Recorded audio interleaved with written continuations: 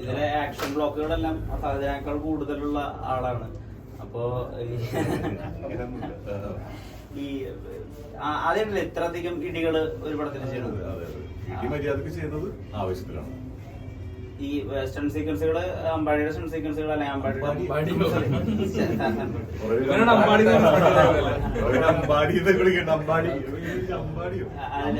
Character. ഇവര് അമ്പേട്ടാന്ന് വിളിക്കും. അമ്പേട്ട അമ്പാടിന്ന് കിട്ടുന്നത് ഈ അമ്പന്റെ സ്റ്റൺ സീക്വൻസുകൾ അല്ലെങ്കിൽ ആളുടെ സ്റ്റൺ സീക്വൻസുകൾ, ആളുടെ തഗ് ലൈഫുകളൊക്കെ തിയേറ്ററിൽ നന്നായിട്ട് വർക്ക് ആവുന്നുണ്ട്.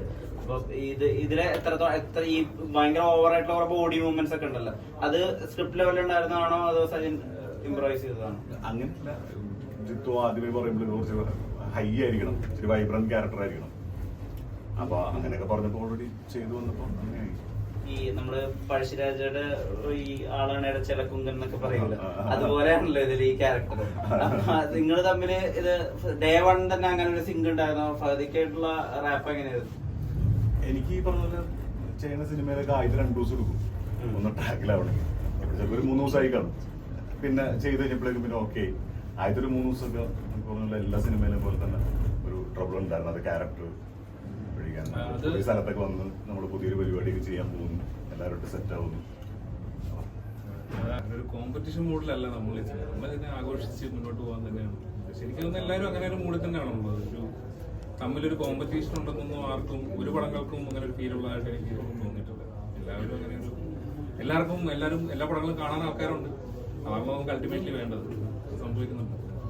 നിങ്ങൾക്കിത് ഏത് പോയിന്റിൽ എടമോനെ എന്നുള്ള സാധനം അത്രയും പഞ്ചാബ് എന്നുള്ളത് മനസ്സിലാവുന്നത്? അത് പറഞ്ഞു കേട്ട് കഴിഞ്ഞിട്ടാണ്. എടമോനെ ഇവിടെ ഡയലോഗിൽ ഉണ്ടായിരുന്നത്. അപ്പൊ ഒരു 2 തവണ വന്നപ്പോഴത്തേക്കും നസ്രി ചെയ്തൊരു പ്രാവശ്യം ചുമ്മാ കാണുമ്പോൾ ഏട്ടാ മോനെ എന്ന് പറഞ്ഞിട്ട് എല്ലാവരും വിളിച്ചോണ്ട് നടക്കുന്നുണ്ട്. അപ്പൊ അത് കേട്ടപ്പോ കുറച്ചൊരു ക്യാച്ചി ആണെന്നൊരു മനസ്സിലായിട്ടാണ് നമ്മൾ ത്രൂ ഔട്ട് പടത്തിൽ എടമോനെ ആഡ് ചെയ്തത്. ഈ ഫഹദിനെ കൊണ്ട് ജസ്റ്റ് ടബല് മാത്രം കെട്ടിച്ചിട്ട് അദ്ദേഹത്തിന് ഇങ്ങനെ ഡാൻസ് ചെയ്യിപ്പിക്കാം, അങ്ങനത്തെ നമ്മളങ്ങനത്തെ ഡാൻസ് ചെയ്ത് മുമ്പ് കണ്ടെങ്കിൽ ഇത്രയും വൈബ്രന്റ് ആയിട്ട് നമ്മൾ കണ്ടിട്ടില്ലല്ലോ ഈ തമിഴ് സിനിമയിലും തെലുങ്ക് സിനിമയിലൊക്കെ നായകന്മാരൊക്കെ ചെയ്യുന്ന പോലെ. അപ്പൊ അദ്ദേഹത്തിന് അങ്ങനെ ആക്ച്വലി കൊറിയോഗ്രാഫർ ഉണ്ടായിരുന്നോ? അദ്ദേഹം ഡാൻസ് പഠിച്ചിരുന്നോ? കൊറിയോഗ്രാഫർ ഉണ്ടായിരുന്നു. സാൻഡി മാസ്റ്റർ ആയിരുന്നു കൊറിയോഗ്രാഫർ. പുള്ളി അടിപൊളിയായിട്ട് ചെയ്തിട്ടുണ്ട്. പുള്ളി തന്നെ വന്നിട്ടാണ് ചെയ്തിട്ടുള്ളത്. നമ്മൾ നേരത്തെ പ്ലാൻ ചെയ്തിരുന്നു, അതായത് ഇങ്ങനെയൊക്കെ ചെയ്യേണ്ടി വരും എന്നുള്ള ധാരണ പുള്ളിക്ക് നന്നായിട്ടുണ്ടായിരുന്നു. പുള്ളി അതിന് സന്നദ്ധനായിട്ടായിരുന്നു സിനിമ ഷൂട്ടിന് വന്നത് തന്നെ. അപ്പൊ എന്തായാലും അതിന്റെ ആയിരിക്കും. ഈ തിയേറ്ററിൽ അവസാനത്തെ ഇലുമിനാറ്റി സോങ് ആളുകൾ ഡാൻസ് ചെയ്തിട്ടാണ് സെലിബ്രേറ്റ് ചെയ്തത്. ഈ വണ്ടിയിൽ ലജ്ജാവതിക്കൊക്കെ ആളുകൾ തിയേറ്ററിൽ ഡാൻസ് ചെയ്തിരുന്ന പോലെ തന്നെ പടത്തിന്റെ അവസാനത്തെ സോങ്ങിന് ആളുകൾ ഡാൻസ് ചെയ്യുന്നുണ്ട്. അപ്പം അങ്ങനെ ആളുകൾക്കൊരു ഡാൻസ് ചെയ്യാൻ ഒരു ഹൈ കൊടുക്കണം അങ്ങനെ വെച്ചിട്ടാണ് അങ്ങനത്തെ ഒരു ആനിമേഷനും കാര്യങ്ങളൊക്കെ കൊടുത്തത്. അതായത് നമ്മുടെ കയ്യിൽ ഒരു ടാലന്റ് ഉണ്ട്. അതായത് സുഷിൻ എന്ന് പറഞ്ഞ ആളുകൾ ഡാൻസ് ചെയ്യിപ്പിക്കാൻ പറ്റുന്ന ഒരു ടാലന്റ് ഉള്ളപ്പോൾ നമ്മളത് യൂസ് ചെയ്യണമല്ലോ. അതിന് ഏറ്റവും കംപ്ലീറ്റ്ലി ഫിക്ഷൻ മൂവിയാണ്. നമുക്ക് അവിടെ ഇവിടെ കേട്ട കഥകളും നമുക്ക് കണ്ടിട്ടുള്ള കുറച്ച് കാര്യങ്ങൾ മാത്രം ഇൻസ്പയർ ചെയ്തിട്ടുണ്ട്. ബാക്കി ഫുള്ള് ഈ ഫഹദിനെ ഇങ്ങനെ അഴിച്ചുവിടുക അല്ലെങ്കിൽ ഫഹദിനെ നമ്മൾ കാണാത്തൊരു നമ്മൾ കണ്ടിട്ടുണ്ട് അങ്ങനത്തെ സ്ട്രേസ്, പക്ഷെ ആളുടെ ഏറ്റവും എക്സെൻട്രിക് ആയിട്ടുള്ള കുറെ ഏരിയാസ് ഈ സിനിമയുടെ ടുവേർഡ്സ് ക്ലൈമാക്സിലൊക്കെ ഉണ്ട്. നമ്മള് ഇതൊക്കെ ഫുൾ തള്ളാണെന്ന് വിചാരിക്കുന്ന ഒരു ഏരിയയിലാണ് ഭയങ്കര നല്ല കുറെ കാര്യങ്ങൾ സിനിമയിൽ സംഭവിക്കുന്നത്. അപ്പൊ അങ്ങനത്തെ കാര്യങ്ങൾ ഫഹദിനെ അതാ സീൻ ഫുൾ അദ്ദേഹത്തിനെ ഏൽപ്പിച്ചിട്ട് ആരെ ഏൽപ്പിച്ചു എന്നുള്ളതല്ല, നമ്മൾ എല്ലാവരും കൂടെ ആയിട്ടാണ് എല്ലാ കാര്യങ്ങളും ചെയ്തത്. ഇപ്പം ഏത് സീനാണെങ്കിലും അതിലുള്ള ആളുകളെല്ലാം കൂടിയിട്ടാണ് ഡിസ്കസ് ചെയ്തത്. നമ്മൾ അങ്ങനെ ഉണ്ടാക്കിയെടുക്കുകയാണ് ചെയ്തത്. അതുവരെ ശരിയാവോ എന്നുള്ള രീതിയിൽ ട്രൈ ചെയ്ത് തന്നെ ഇനി നന്നായിട്ട് മാസമൊക്കെ ചെയ്യും. ഇവരും ഫഹദിക്കും തമ്മിലുള്ള ഒരു ബോണ്ടിങ് ഉണ്ടല്ലോ, അത് ഉണ്ടാക്കാൻ വേണ്ടിട്ട് അങ്ങനെ നമ്മൾ ഈ ചില വർക്ക്ഷോപ്പുകളൊക്കെ നടത്തുന്ന പോലെ അങ്ങനെ എന്തെങ്കിലും ഒക്കെ ഉണ്ടായിരുന്നു? രോമാഞ്ചത്തിന് വേണ്ടി അങ്ങനെ ചെയ്തിരുന്നല്ലോ. ഫഹദ് വന്ന് ആദ്യത്തെ 2-3 ദിവസം ഷൂട്ടിന് മുന്നേ തന്നെ ഉണ്ടായിരുന്നു കൂടെ.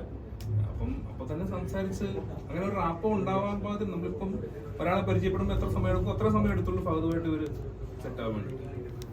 ഇപ്പൊ ഈ സോഷ്യൽ മീഡിയ അറ്റൻഷന്റെ അപ്പുറത്തേക്കാണല്ലോ ഈ നമ്മള് ഫീച്ചർ ഫിലിമിൽ അഭിനയിക്കുക, ആളുകൾ നമ്മുടെ മുഖത്തിന് വേണ്ടി കൈയടിക്കുക, ആളുകളുടെ കൂടെ ഷെയർ ചെയ്ത് പടം കാണുക. എങ്ങനെ ഇപ്പൊ അത് മനസ്സിലാക്കുന്നത്? സന്തോഷം. ഞാൻ പറഞ്ഞല്ലോ, നമ്മൾ നിർഭാഗ്യവശാൽ നമ്മുടെ കൂടുതൽ സംസാരിക്കാൻ അറിയാവുന്ന ആരുമില്ല. അതാണ് നമ്മുടെ എല്ലാവരുടെയും പ്രശ്നം.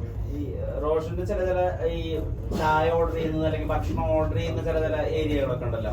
ഇപ്പൊ 3 ചായ എന്ന് പറയുന്നതിന്റെ സാധനമൊക്കെ തിയേറ്ററിൽ ഭയങ്കര കൈയടി ഉണ്ടാക്കുന്നുണ്ട്. അത് എന്തൊക്കെ കാര്യങ്ങൾ കൈയ്യുന്നുണ്ട്? അത് ഫുൾ ജിത്തുവിന്റെ സ്ക്രിപ്റ്റ് തന്നെയായിരുന്നു? അല്ല, ഇപ്പം സീനുകളിൽ ഇംപ്രവൈസ് ചെയ്യാനായിട്ട് എല്ലാ സീനുകളിലും പറ്റത്തില്ലായിരുന്നു. പക്ഷെ അങ്ങനെ ചെയ്യേണ്ടുള്ള സീനുകളിൽ ജിത്തുചേട്ടൻ പറയും അങ്ങനെ ചെയ്തോളാം. പക്ഷെ ചില സ്ഥലത്ത് ഇന്ന സാധനം പുള്ളിക്ക് വേണം എന്നുള്ളത് അത് തന്നെ നമ്മൾ ചെയ്തിരുന്നു. പിന്നെ ഈ ചായയുടെ ഇതല്ല, അതൊക്കെ ഡബിലിട്ടതാ. ഇതൊന്നും പറഞ്ഞു കൊടുക്കാൻ പാടില്ല. ഈ ശാന്തന് തുടക്കം തൊട്ടേ പല പ്രശ്നങ്ങൾ തുടങ്ങുന്നതിന് മുമ്പ് ഒരു ചിരി ഉണ്ടാവൂലോ. പല കാര്യങ്ങൾ ചെയ്യുന്നതിന് മുമ്പ് ആണല്ലോ ആദ്യം പല കാര്യങ്ങളും ബ്രേക്ക് ചെയ്ത് ചെയ്യുന്നത്. സ്പോയിലേഴ്സ് കാരണം ചോദിക്കാൻ പറ്റില്ല. അപ്പൊ ഈ ചിരി ശരിക്കും റോഷനുള്ളതാണോ അതോ ഈ സിനിമയ്ക്ക് വേണ്ടിയിട്ട് ഇട്ടതാണോ? നിങ്ങക്ക് കണ്ടിട്ട് എന്ത് തോന്നുന്നു? ഇപ്പൊ ചിരിക്കുന്നത് അങ്ങനെ വന്നു പോയോ?